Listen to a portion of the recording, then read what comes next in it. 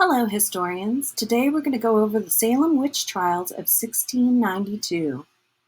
Now, to get a sense of where Salem, Massachusetts is, we are over here in California, and Salem, Massachusetts is across the country on the Atlantic coast, north of Boston and Plymouth.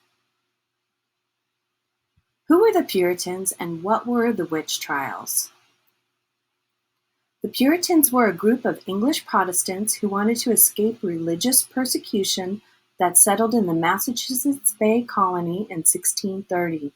They wanted to live among like-minded people and hoped to purify the Church of England. Because of this, they persecuted other colonists that did not share their religious views. Although the Puritans did not have separation of church and state, the government was tied to the religious beliefs. Here's an example of a Puritan hearthstone. This was the center of the home that provided light and heat through fire. Over here we have a spinning wheel, which they used to make thread or yarn. Over here we have what is a kettle, where they cooked over the fire. And over here we have what's called a bellows, which is used to stoke the fire and by pushing air through it. Everyone in the family worked all day. There was not time for any amusement. Children by the age of 7 were given adult responsibilities. The Bible was the law. Lying, a sin, was punishable by law.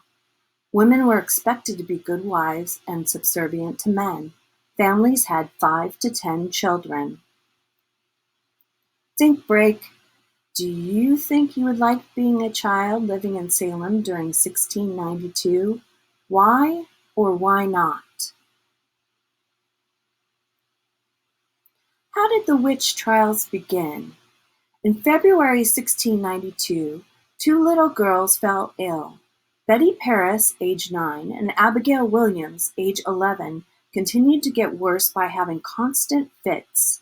A doctor was called in to help, and he diagnosed the girls as bewitched.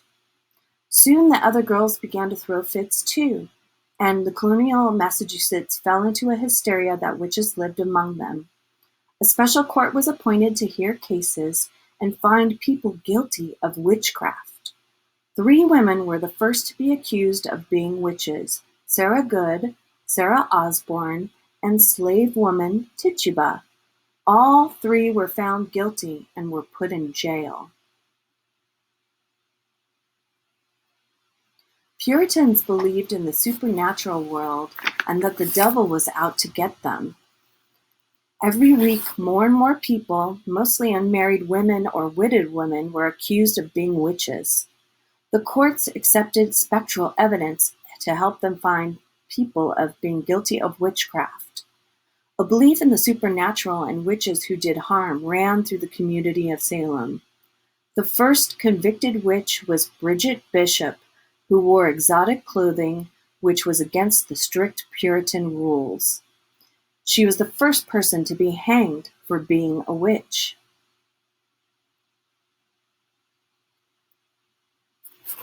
By 1693, the witch trials had stopped. Over 200 people had been accused of practicing the devil's magic. Some people died in jail. 19 people were hanged, 14 women and 4 men, and 1 man was pressed by large stones.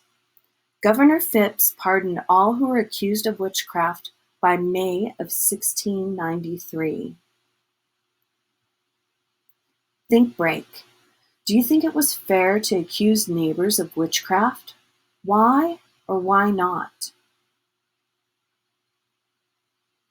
Now here's some interesting information if you're interested in this topic. There's a great article in the National Geographic Kids magazine and a video. And if you want to dive deeper into the subject, here's the Smithsonian magazine and TED Ed video and a book for more information. Thank you and have a great day.